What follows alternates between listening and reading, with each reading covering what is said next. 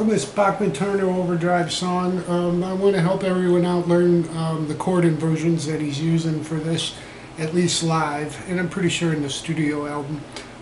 Randy has a preference for playing chords higher up the neck. So to start with, what we're going to be doing is playing an inversion of A. Then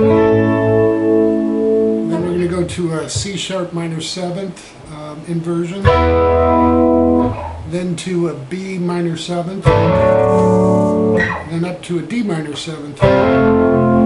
We'll do C sharp minor 7th twice then. Back to our B minor 7th.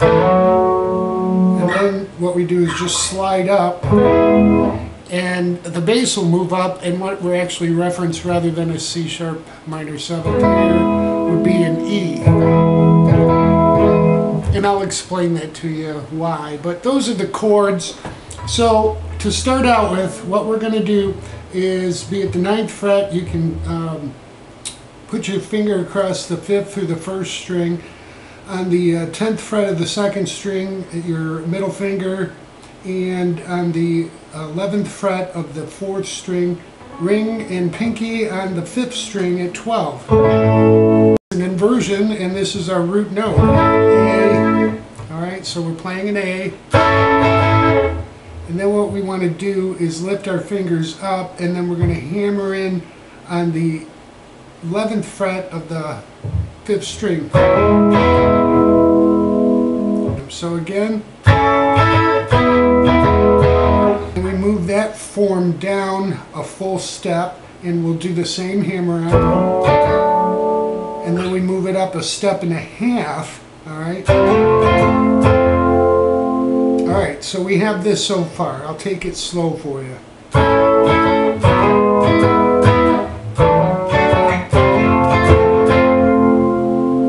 Alright, and then what we do is we move back to our C sharp minor 7th for a couple hits. Then we go back to our B minor 7th. Then just slide that up, and what that does is that ends the measure, but what we're doing is this is referencing an E chord. Alright, so this would be, oh boy, it's a stretch, but it'd be like playing a G form of E.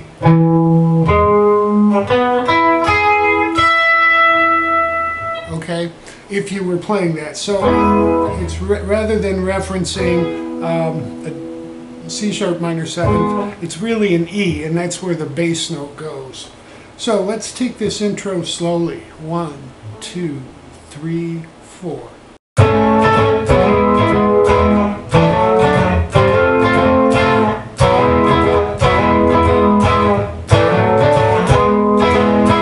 So I've got a phase shifter and a little bit of flanger going to get this sound, but you want pretty clean guitar with this. You don't want it distorted. I've got my volume down to about 4.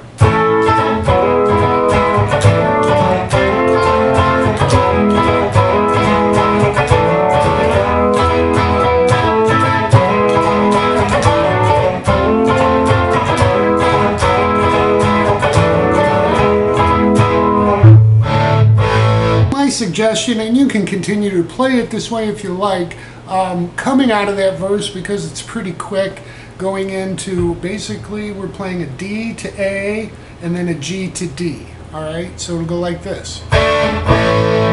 So because we're coming so fast out of that rhythm, it's easier to catch a full D, cowboy type chord, and then just all you need to do is play the 4th through the 1st string back to a D. The rest of the Ds you want to reference just like that A chord. This is an inversion of D. We're taking our D, we're barring across, adding the 2nd string at 3, 4th string at 4, and 5th string at, you don't have to play the 5th string. So it's almost like a suspension, but if you were doing a full D. Okay, but anyhow, so just play the 4th through the 1st string.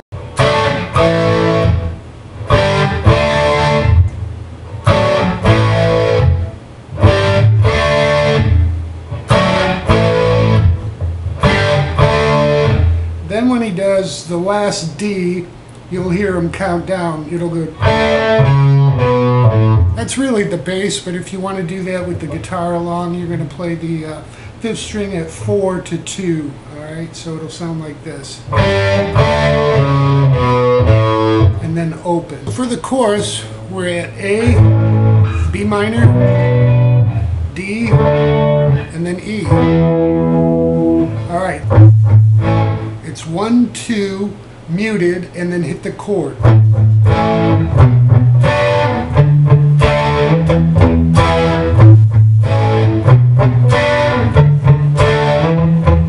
Of course, it's a little quicker. Alright, and that is the chorus. Now, to jazz it up a little bit, later what they'll do, and he keeps the muting going.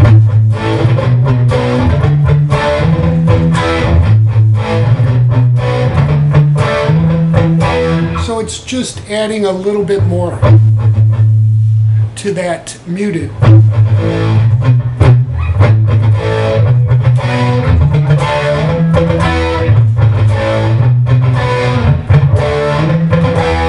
And you'll have that. Honestly, that's the song. There's no lead in it. I think the really good part of the song is playing those chords and inversions, and it's very catchy, and I hope you enjoy the lesson.